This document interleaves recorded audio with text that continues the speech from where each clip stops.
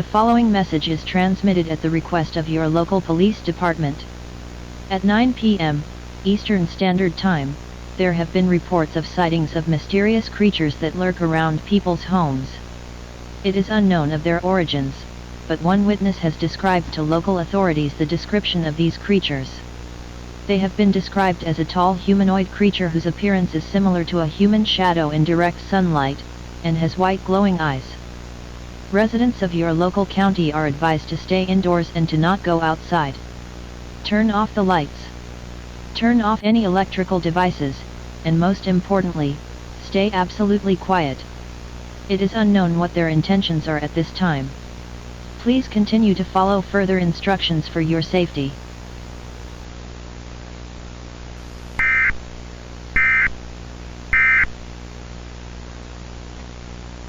Warning. Your local authorities have issued a serious emergency alert. There have been reported multiple sightings of these creatures in large numbers. For your safety, remain indoors and do not make any noise. Do not be afraid. Do not listen to what these humans are trying to say. We mean no harm.